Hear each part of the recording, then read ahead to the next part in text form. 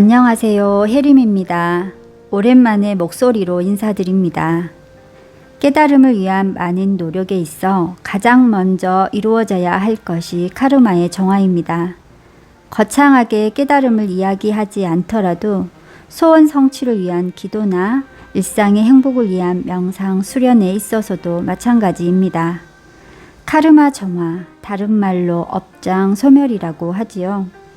다양한 명상 방법들 그리고 기도 수행 등도 진보가 있다는 것은 결국 카르마가 정화되고 있다는 증거들입니다. 알 수 없는 눈물이 흘러내리거나 몸 여기저기가 아프거나 또 여러 감정이 복받쳐 오거나 하는 등 말입니다. 카르마가 정화되는 과정의 초기 단계에 이러한 신체적, 감정적 반응들이 있습니다.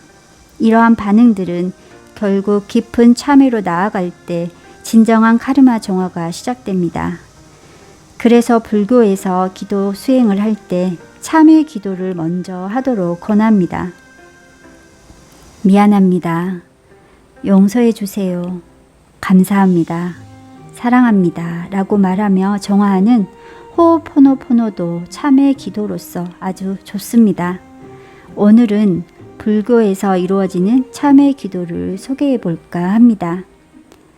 지장보살이라고 들어보셨는지요? 절에 가면 지장전이나 명부전에 일반인처럼 띠를 두르고 있는 승려의 모습을 한 보살님이 계십니다.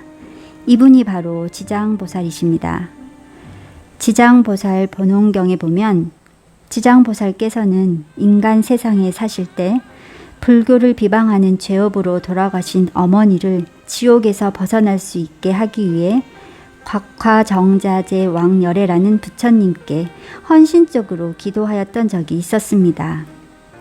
그 헌신적인 기도 가피로 어머니는 지옥을 벗어날 수 있었는데 이때 지장보살께서는 지옥의 모든 중생을 구제하기 전에는 결코 열반에 들지 않겠다는 큰 소원을 세웠다고 합니다.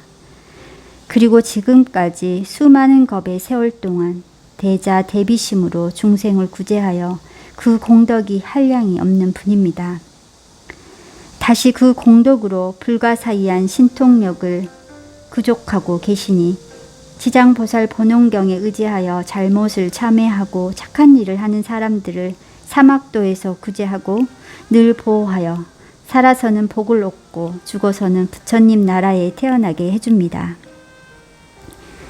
제가 지장기도를 해본 경험으로는 지장기도는 불효에 대한 진실한 참회가 먼저 이루어져야 하는 것 같았습니다.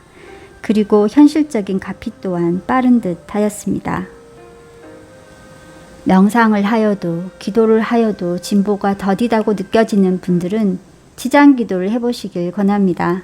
기도 방법은 기도문을 자유롭게 작성하고 지장경을 독성한 후 나무 지장보살 명호를 1000번 또는 10,000번 연불하는 것입니다. 7일, 21일, 100일 등 기한을 정하고 지장경 독성 횟수나 연불 횟수는 자유롭게 계획하시면 됩니다. 지장기도를 할 때 무엇보다 중요한 것은 진심으로 참여하는 마음과 선행을 베푸는 실천이 함께 해야 한다는 것입니다. 절에 가서 지장보살께 절을 하고 명호를 암송하지만 그 참뜻을 모르고 하는 분들도 많은 듯 합니다.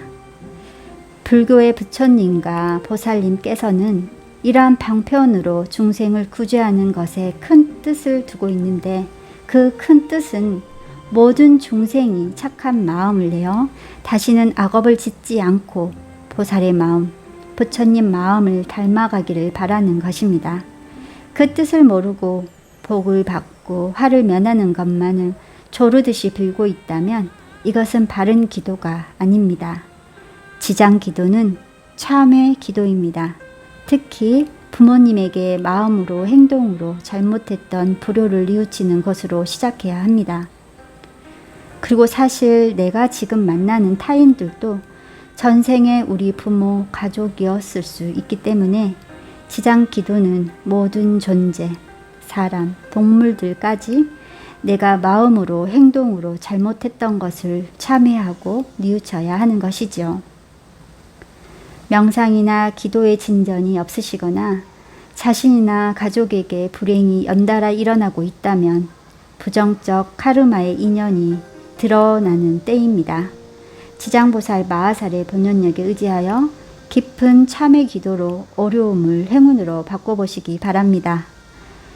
효림 출판사의 김현주님이 편역하신 지장보살 본원경이 우리말로 되어 있어 뜻을 새기기 좋고 기도 방법도 제시되어 있어 추천합니다. 특히 글씨도 커서 부모님들께도 좋을 듯 합니다.